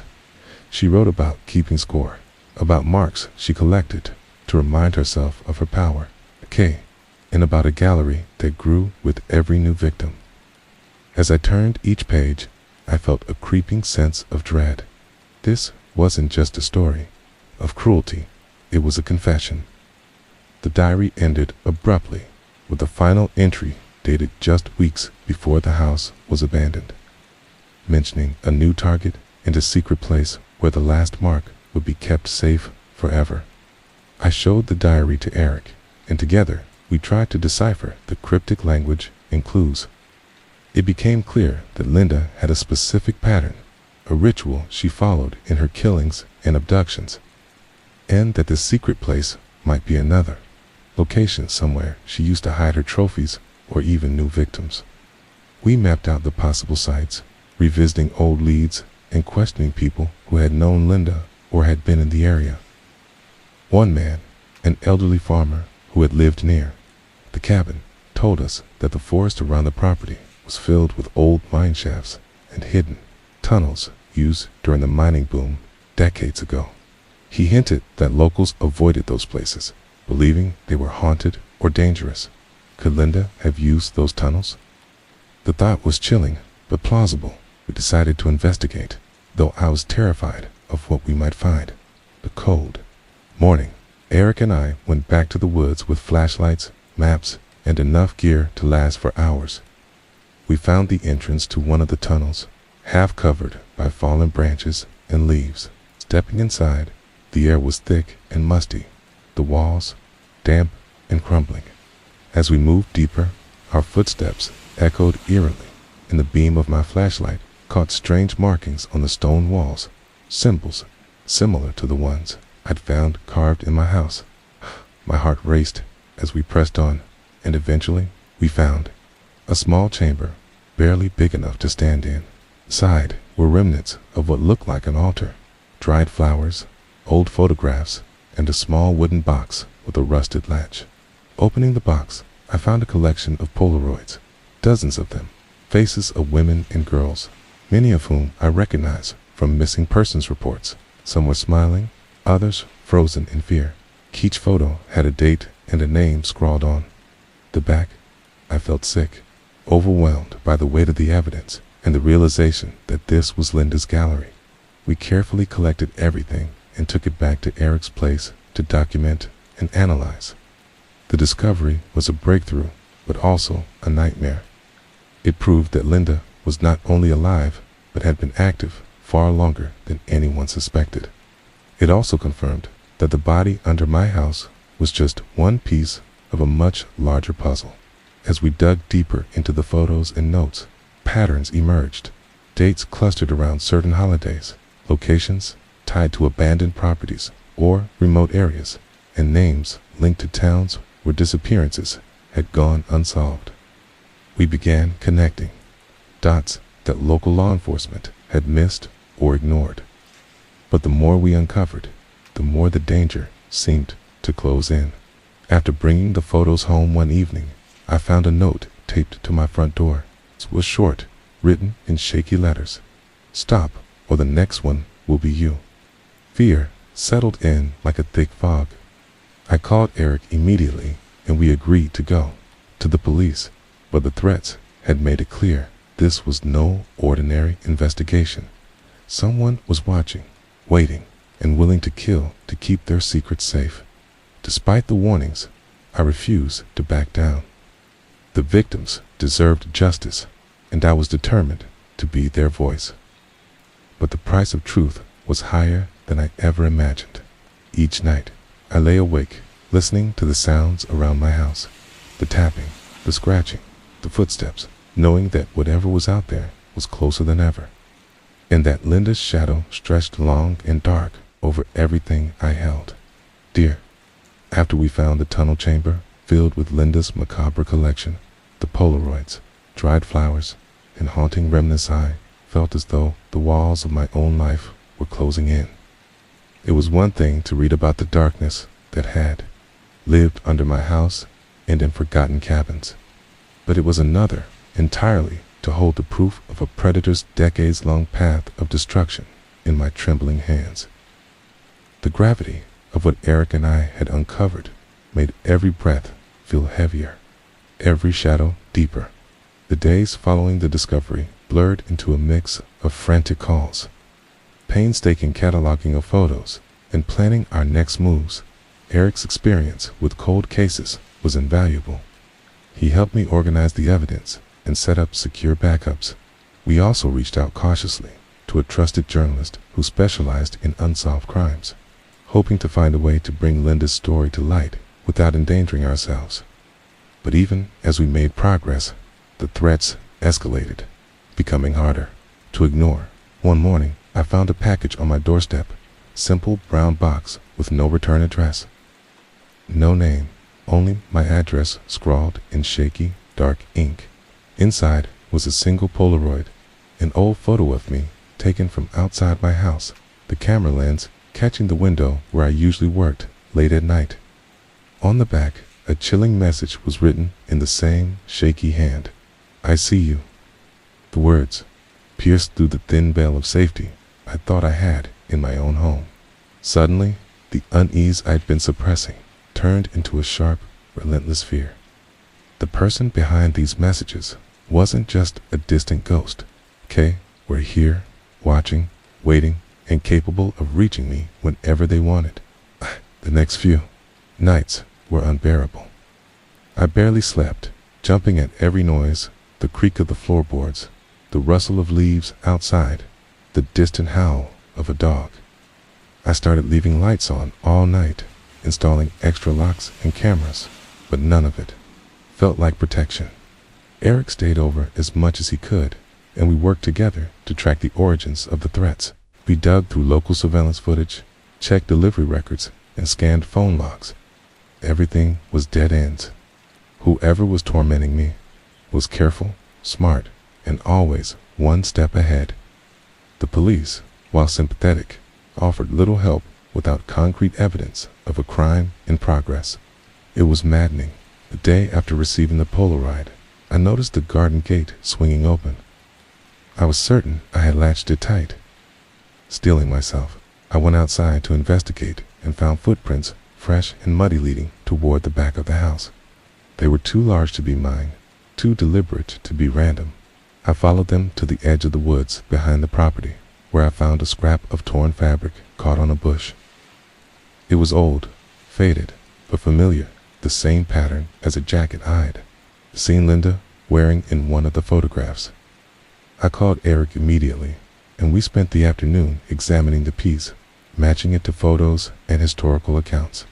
It seemed impossible, but the fabric was indeed a match, suggesting Lindor, someone closely connected to her, had been here recently. This realization shattered any remaining illusions that I was safe. Linda's presence wasn't just a shadow.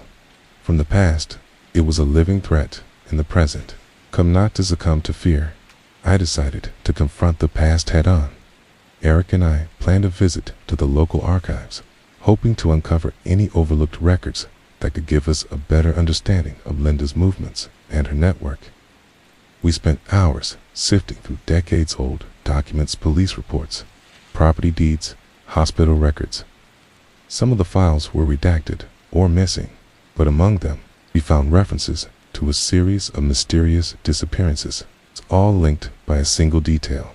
The victims had last been seen near places Linda had lived or worked. The connections were unmistakable. What was worse was that the records hinted at a cover-up local officials who had turned a blind eye, dismissing the disappearances as runaways or accidents. Dismissing as I read through these documents, anger mixed with sorrow overwhelmed me. Many lives had been lost because no one cared enough to look. How many families had been left without answers? That night, as I lay in bed, my mind racing with these questions, I heard the faint sound of footsteps above me against low, measured, deliberate, coming from the crawl space.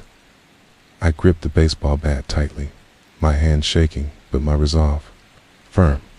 Whoever was out there wanted to scare me, to stop me from uncovering the truth, but I wasn't going to let them win. In the days that followed, Eric and I took extra precautions. We changed locks, installed security systems, and made sure we weren't alone at night. Despite the looming threat, I pushed forward with gathering evidence and planning to expose Linda's crimes publicly.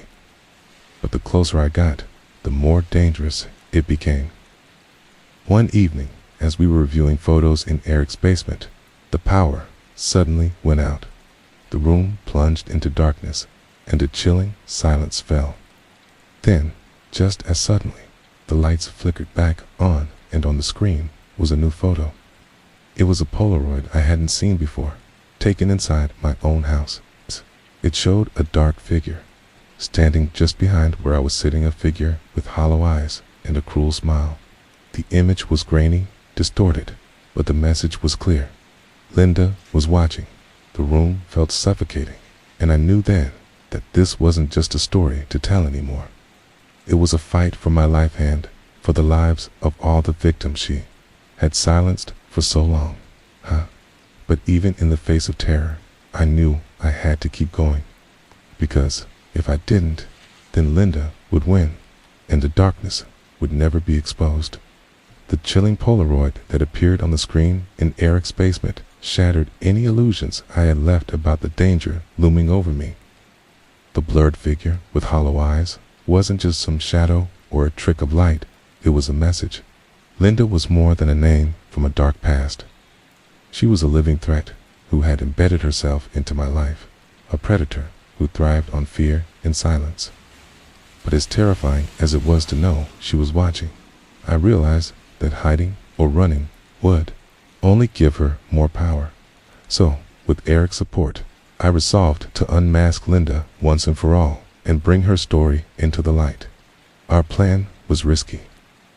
We intended to reach out to law enforcement with the overwhelming evidence we'd gathered and push for a formal investigation, one that couldn't be ignored. But before doing so, I felt compelled to return to the places most connected to Linda's crimes, the cabin, the tunnels, and most importantly, my own home, where it all began. Standing in the crawl space beneath my house, where the skeleton clutching my baby Polaroid had been discovered, I felt the weight of the past pressing down on me. This was ground zero, the dark heart of the mystery.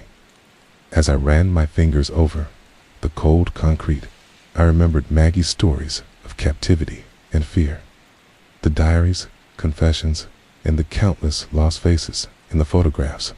It was overwhelming, but also strangely empowering. I wasn't alone. I had allies, evidence, and a mission. Eric and I documented every inch of the crawl space, searching for any clue we might have missed. It was then that I noticed a loose floorboard near the far corner. Beneath it was a narrow metal box, rusted but intact. Inside, wrapped carefully in oilcloth, was a collection of letters and photographs. The letters were from Linda, written to unknown recipients, filled with cryptic threats, twisted justifications, and haunting declarations of control. Some letters mentioned keeping score, others spoke of reclaiming what's mine, and a few referenced places and names we hadn't encountered before. Each word dripped with malice and obsession. Among the photos was a fresh Polaroid of me, this time from inside my own home, taken just days before. The implication was clear. Linda had been inside, watching me, waiting. This discovery solidified the fact that she was still dangerously close. It also raised a terrifying question. How many times had she been in my home without my knowledge? That night, I hardly slept. Every creak and groan of the house sounded like a warning. I felt eyes on me, even when I was alone. The paranoia was suffocating, but I pushed it aside, focusing on the task ahead.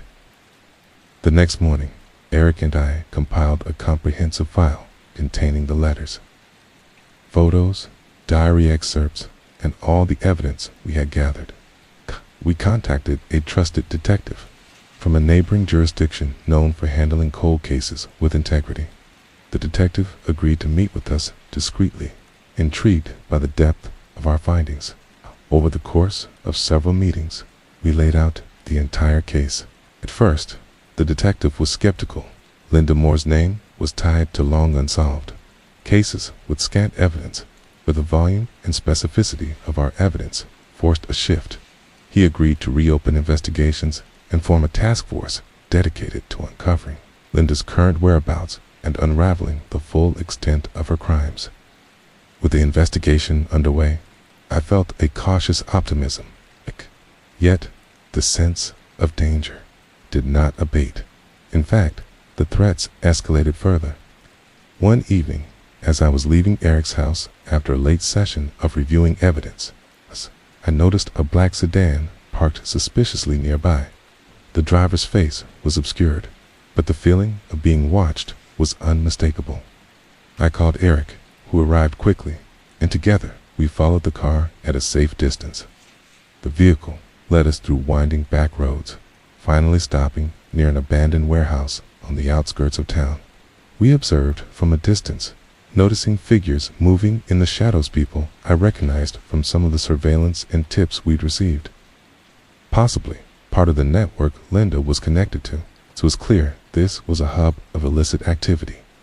Unable to risk a direct confrontation, we documented everything and passed it along to the detective handling the case. In the days that followed, the task force coordinated raids, interviews, and surveillance that began to disrupt the network. Several arrests were made, and evidence linking the suspects to the disappearances and abuses was uncovered. This, I learned that Linda had been a central figure, often coordinating movements, controlling victims, and orchestrating the terror that had haunted so many families. As the case unfolded, I felt a bittersweet relief. Justice was finally being served, but the scale of the horror was staggering. Through interviews with survivors, we discovered that Linda's manipulations had lasted for decades, her victims often too terrified to speak, controlled to escape until years later. Maggie's story was just one among many. The task force closed in, the threats against me continued, but less frequently. I realized that exposing Linda's network had weakened her grip and scared away her collaborators. Yet, Linda herself remained elusive. It became clear she had been watching all along, adapting, hiding in plain sight, and waiting for the moment to strike again. In a final act of courage, I decided to publicly share my story through a documentary, hoping to shine a light on Linda's crimes and give voice to the victims who had been silenced for so long. The process was emotionally taxing, dredging up memories and fears, but it also provided a measure of catharsis. As the documentary aired, I received messages of support from survivors, families, and strangers moved by the story. More importantly, I felt a shift of collective refusal to let darkness remain hidden. Though Linda was still out there somewhere, her power was waning. The shadows were receding, and a new chapter of justice and healing was beginning. The Polaroid in the skeleton's hand was no longer just a haunting image. It was a catalyst reminder that even in the darkest places, truth could emerge and light the way forward. The airing of the documentary was a turning point, both for me and for the whole investigation. After years of being buried in darkness, Linda's crimes were suddenly out in the open. No longer whispers in the night, but a story millions could hear. The response was overwhelming. Messages flooded in from survivors who had never spoken before, from families desperate for closure, and from people who had suspected but never had the courage to act. This wave of support gave me strength, but it also intensified the danger. Linda's network, though fractured, was not entirely broken, and the exposure seemed to stir something dangerous. I could feel the tension in the air, as if every shadow could be watching, every phone call could be a warning. The task force pushed forward with the investigation, using the documentary as a tool to encourage witnesses to come forward. We started uncovering details that had remained hidden for decades: secret meeting places, coded messages, even a second tunnel system that ran beneath a nearby abandoned church. Eric and I went back to that church, flashlights in hand, heartbeats loud in the silence. The air was thick with dust and something darker, a heaviness that seemed to press against my chest. The tunnels beneath were narrow and winding walls, slick with moisture and covered in the same cryptic symbols I'd seen carved into my house and the cabin. It was clear Linda's reach extended far beyond what we had imagined. In one small chamber, we found more evidence: a makeshift shrine with candles long burned down, photos pinned to the walls, and scraps of clothing. Among them was a Polaroid of me, taken from a distance, its edges curling with age. The realization that Linda had been watching me for years was terrifying. But the shrine wasn't just about intimidation. It was a ritual space, a place where Linda and her followers had gathered, bound by their twisted obsession. We collected everything carefully, documenting every detail to hand over to the authorities. Meanwhile, the task force's arrests began to pile up. Members of Linda's network were charged with kidnapping, abuse, and obstruction of justice. Many confessed under pressure, revealing the full extent of the operation, and the chilling truth that Linda had been the mastermind all along, manipulating, controlling, and killing with cold calculation. But Linda herself remained at large, always one step ahead. As the net tightened, I received an anonymous message on my phone. "You're closer than you think. Stop now, or you'll be next." The threat was unmistakable. I contacted the task force immediately, who increased my protection and surveillance. Still, the fear was always there, lurking beneath the surface. Then, one night, everything changed. I was home alone, working late, when I heard the crawlspace hatch open again. This time, I didn't freeze. Instead, I grabbed the bat and cautiously approached. The air was cold and smelled faintly of earth and decay. As I shone my flashlight down into the crawlspace, I saw a movement. A figure crouched among the shadows, moving quickly to hide. "Who's there?" I called, heart racing. The figure didn't answer, but scrambled out and fled into the night. I managed to catch a glimpse. A woman, thin, with piercing eyes that mirrored the fear and rage I'd seen in the photographs. It was Linda. The realization hit me like a punch to the stomach. She had been in my house, under my feet, all this time. I felt both terror and an overwhelming urge to end this nightmare. Over the next days, the task force mobilized, setting traps and surveillance to capture Linda. We coordinated with local law enforcement, sharing every detail, every photo, every lead. I was at the center of it all, the witness, the victim, and now the hunter.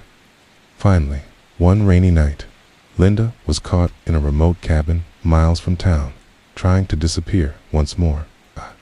The arrest was swift but surreal. I remember watching the footage, her eyes wild, her expression a twisted mix of fear and defiance. In custody, Linda refused to speak, her silence a final act of control. But the task force's work wasn't done. They continued to sift through the evidence, piece by piece, unraveling the stories of victims and survivors, making sure the darkness that Linda had created would never be allowed to grow again. For me, the nightmare was finally over.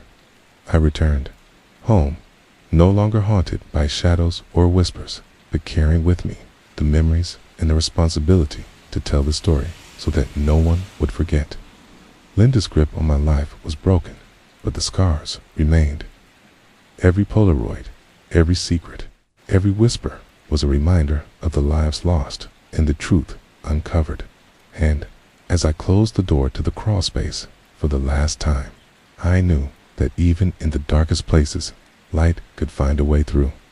With Linda finally behind bars, the immediate danger that had overshadowed my life lifted like a thick fog clearing at dawn. Yet the relief I expected was complicated, tangled with a profound sense of loss, trauma, and the heavy weight of what had transpired. For so long, Linda had been more than a criminal. She was a shadow, a specter, haunting my thoughts and memories, a dark thread woven into the fabric of my very existence. Now that she was captured, the question loomed: what came next? Police investigations and court proceedings were long and grueling. Linda's trial was one of the most watched in the state's recent history. Every detail we uncovered was laid bare, every victim's voice heard. Then the chilling truths that had once been whispered became undeniable facts.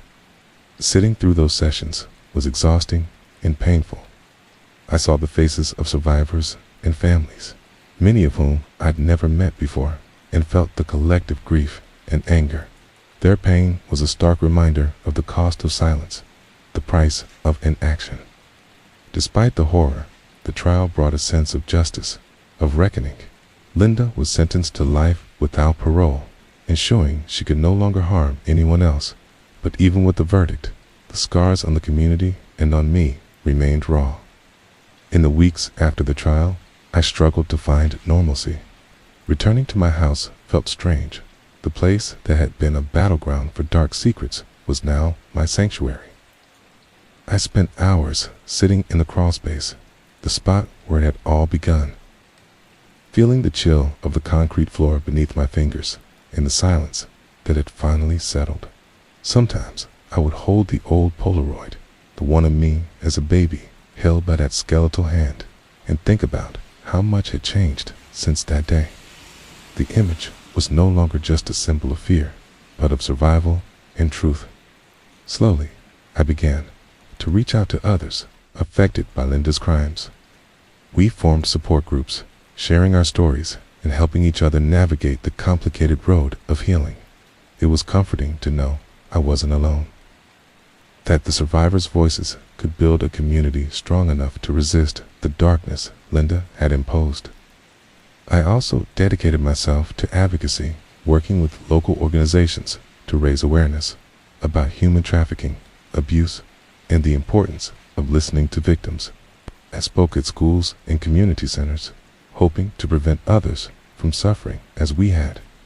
The journey wasn't easy. There were days when the memories overwhelmed me, when nightmares stole sleep, and the weight of what I'd seen threatened to break me.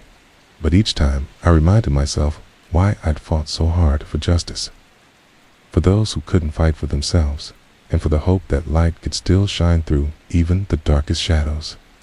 Eric remained by my side throughout it all, a steadfast partner in both investigation and recovery.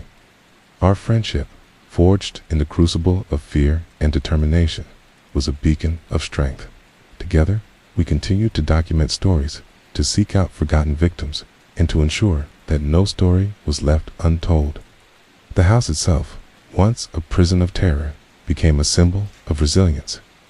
I renovated it slowly, turning the spaces once filled with dread into rooms of warmth and light. The crawl space was sealed, but never forgotten. I installed a small plaque nearby, a tribute to those who had suffered, and a reminder of the power of uncovering truth. As the years passed, the story of Linda Moore faded from headlines, but not from memory. The survivors' voices grew stronger, inspiring change in laws and law enforcement practices.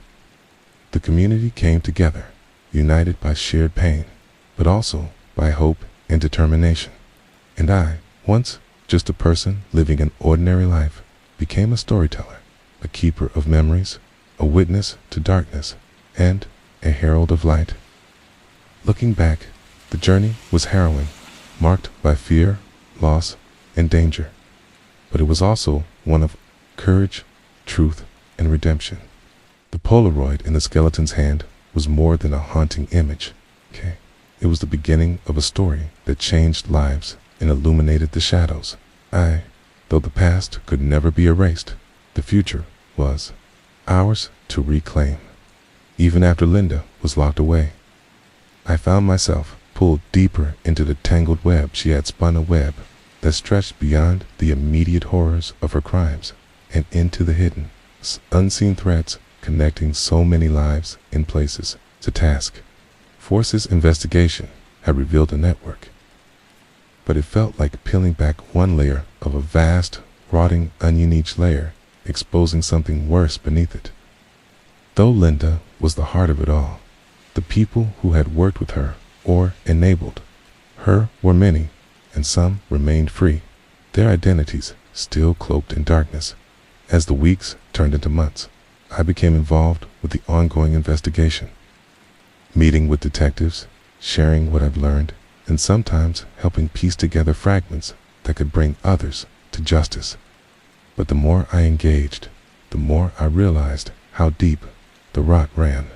There were politicians, law enforcement officials, even respected community members whose names surfaced in connections to these crimes. The realization shook my evil was not just a monster lurking in the shadows, but often dressed in the faces of those we trusted. I began working closely with a group of journalists committed to exposing the full extent of the network. Our conversations were intense and often chilling, as one by one we uncovered stories that had been suppressed or ignored for decades. We dug into financial records, showing money laundering, unreported transactions, funneling funds between shady businesses.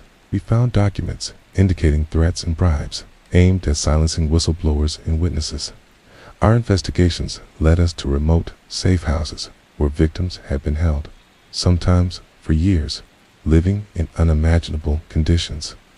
Each story we uncovered was more heartbreaking than the last, yet the resilience of the survivors was remarkable.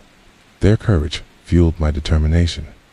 One day, while going through a box of old case files at the police archives, I stumbled upon a set of photographs that chilled me to my core.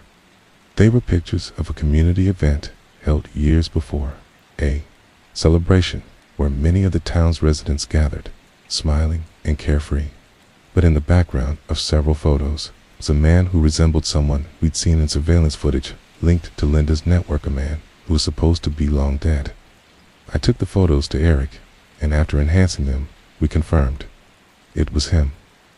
The man's presence at public events suggested that parts of the network were still operating openly, hiding in plain sight. It was a sobering realization that the danger hadn't vanished with Linda's arrest. It had just gone underground, evolving and waiting. The journalists and I published a series of articles exposing these connections, igniting public outrage and forcing officials to take action. But with exposure came backlash, threats against reporters, attempts to discredit our work, and a wave of fear that the network's reach was even more extensive than we'd imagined. During this time, I struggled to balance my desire to help with the toll it took on my mental health. The memories of the crawlspace, the Polaroids, and the nights filled with whispers haunted me. I sought therapy and leaned on Eric and the survivor community. Their support was crucial in keeping me grounded.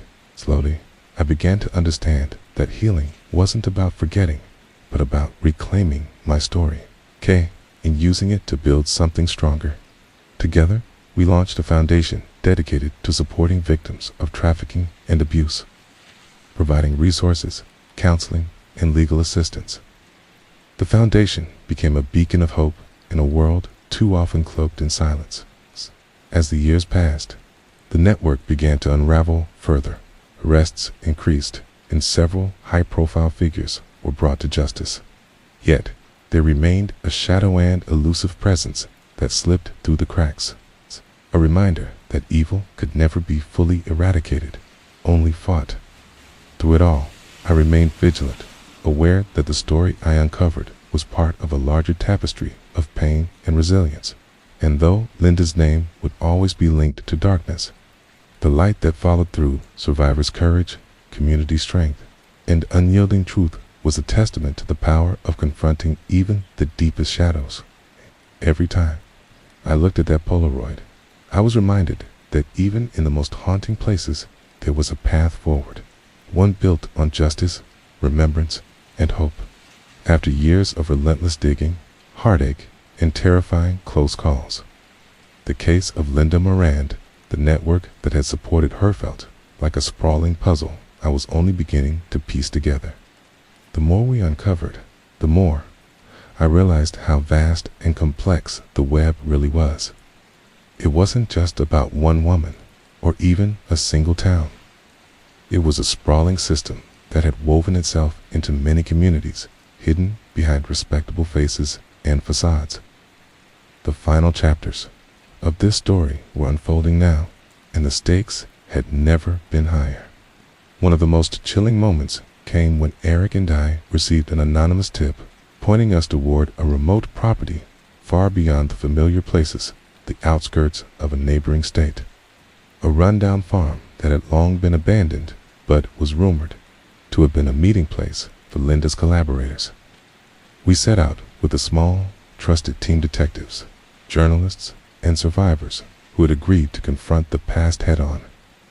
The farm was even more eerie in person than I'd imagined. The fields were overgrown, the buildings crumbling and consumed by vines. Inside the main barn, we found signs of recent activity footprints in the dust, fresh cigarette butts, and, most unsettling, a large map pinned to the wall, dotted with pins and strings connecting locations across multiple states. It was a chilling reminder that the network's reach had been broad and that many victims were still unaccounted for. Among the debris, we also discovered boxes of documents and more Polaroids, some showing places and people we hadn't encountered before. Each photo was a frozen moment of fear or innocence stolen away, and I felt the weight of responsibility pressing down harder than ever. We spent days cataloging everything, carefully avoiding contamination of evidence. The investigation that followed was intense and led to a series of raids and arrests that dismantled key nodes of the network. High-ranking members who had evaded justice for years were finally brought to trial. The courtrooms were filled with testimonies that were both harrowing and inspiring. Survivors recounting their stories with courage that left me breathless. Throughout this time, I continued to confront my own past memories that surfaced, the nightmares that sometimes stole my sleep. I returned often to the crawl space beneath my house, a place that had once filled me with dread, but now felt like a symbol of survival and revelation. Holding the Polaroid of me as a baby in the skeleton's hand reminded me that my story was intertwined with so many others, that exposing the darkness was a way to honor the lives that had been lost and the futures that could still be reclaimed. The trial of Linda Moore herself was a landmark moment. After years of silence, she finally spoke, though her words were twisted, evasive, and cold. She tried to shift blame, to minimize her actions, but the overwhelming evidence and the strength of the survivors' voices left no doubt. The verdict was life imprisonment without parole, a conclusion that brought a complex mix of closure and sorrow. In the aftermath, I realized that the story didn't end with Linda behind bars. The healing for survivors, families, and communities was ongoing and fragile. I dedicated myself to supporting this healing process, working with counselors, advocacy groups, and lawmakers to create better protections and resources. The foundation we started grew, offering hope and practical help to those affected by trafficking and abuse. I also embraced my role as a storyteller, using every platform I could to raise awareness and prevent similar tragedies. Sharing this story was never easy, meant reliving pain, facing fear, and standing strong in the face of darkness, but it also meant reclaiming power and helping others find their voices. As I look back now, the path has been long and winding, marked by shadows, but lit by the courage of countless people who refuse to let fear silence them. The Polaroid in the skeleton's hand is no longer just a haunting image, it's a symbol of survival, justice, and the unyielding pursuit of truth. And though the scars of the past remain, the future is ours to shape with light, with hope, and with the knowledge that even in the darkest crawl spaces, the human spirit can shine through. After years of relentless pursuit of truth and justice, after navigating the darkest corridors of human cruelty, I found myself standing at the threshold of something I never thought possible. Closure. The arrest and conviction of Linda Moore marked the culmination of a harrowing journey that began with a discovery so unimaginable it shook the very foundation of my life. Skeleton in my crawl space, clutching a Polaroid of me as a baby.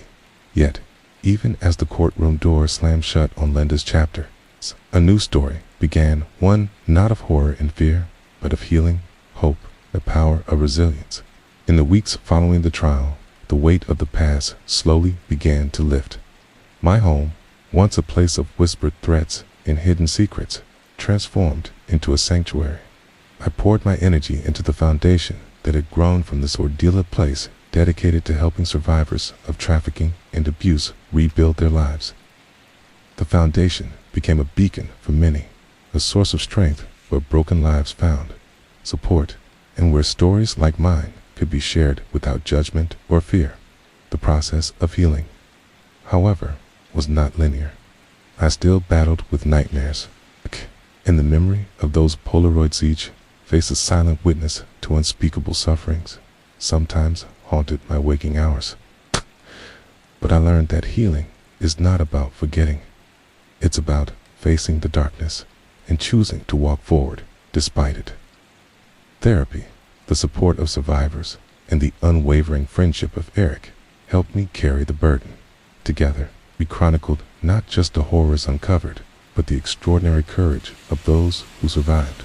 Public speaking engagements, documentaries, and interviews became my way of giving voice to the voiceless. Sharing this story was never easy, but it was necessary. Every time I spoke, I felt the ripple of awareness spread, a reminder to the world that silence is complicity, and that justice begins with listening. The community that had once been shrouded in fear began to heal. 2 local schools incorporated programs to educate young people about trafficking and abuse. Law enforcement agencies improved their protocols for handling missing persons cases, ensuring no voice would go unheard again. The media, once hesitant, now highlighted stories of survival and justice, shining a light on the shadows. One of the most poignant moments came when a survivor I had met early in the investigation reached out to me. She had been held captive for years, but had found the courage to escape and rebuild her life. Her letter spoke of gratitude, resilience, and a hope that no child would ever suffer as she had. Her words reaffirmed everything I had fought for. Despite all the progress, I understood that the scars of Linda's reign would never fully fade, but they no longer defined me. The Polaroid from that fateful day in the crawl space was no longer a symbol of fear, but of survival and truth. It reminded me that even in the darkest places, light could break through. As I closed the door to the crawl space for the final time, I felt a profound sense of peace. The journey had been long and painful, but it had forged a new path of courage, justice, and hope. And while the past could never be undone, the future was a story yet to be written, one where the shadows no longer held sway.